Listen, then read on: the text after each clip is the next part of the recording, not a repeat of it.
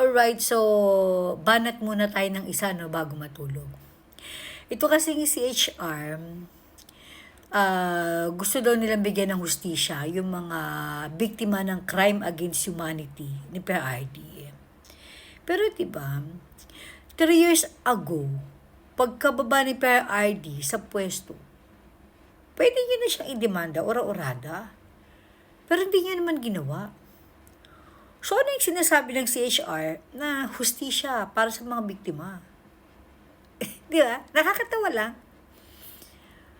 Tapos, ito namang si DOJ Secretary Boying, sa interview niya noong nakaraan, inamin niya, there is no evidence against PRID sa Pilipinas.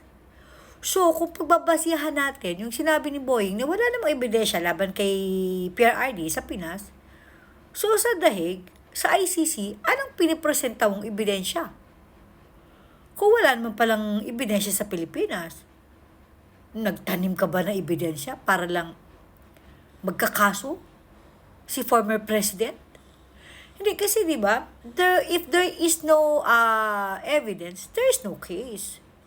Sa'yo na mismo nang galing sa bunganga mo mismo nang galing na walang ebidensya against kay PRRD sa Pilipinas, kaya nga hindi niyo siya nakasuhan. Kaya nakakataka lang, anong ebidensya ang pinresent nyo doon sa ICC?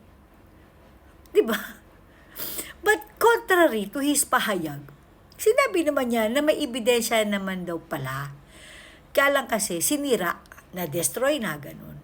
Kung totoo yung hanash mo na may ebidensya pero sinira, question is, paano mo nalaman?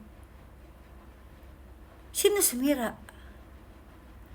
Bakit wala kang ginawa? Well, if it is true yung chika mo na may ebidensya pero sinira, babalik pa rin sa'yo eh. Wala kang sasabihin, Boying, na hindi babalik sa'yo. Whether may ebidensya o walang ebidensya, parehong babalik sa'yo yan. Diba? Nakakaloka. Ito isipin niyo mabuti ha. Papaano nila didinggin ang kaso ni PRRD sa isang bansang hindi nga marunong mag-English, may interpreter pa? Kung talagang gusto niyo ng hustisya, bakit sa ICC? Sana nga sa Pilipinas yun na lang ginawa yan para kahit mga 1 milyong witness, 1 milyong biktima na itanim nyo.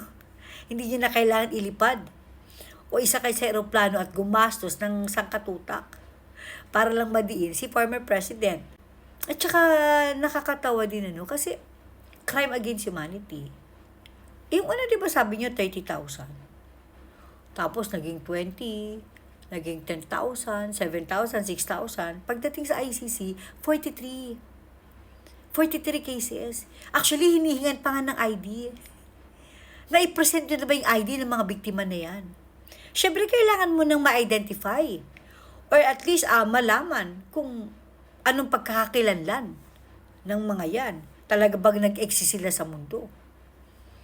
Tapos yung pinaka-latest na sinasabi yung hindi kayo nakikipag-participate sa ICC, hindi kayo nakikipag-coordinate, pero tutulungan nyo yung mga Pilipino na biktima, yung mga witness na madala sa dahig.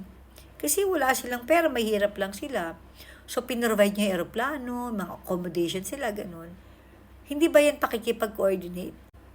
So, again, back to my question, kung walang ebidensya, katulad ng sinabi ni Boying Remulla, anong ebidensya ang pinersenta nyo sa ICC?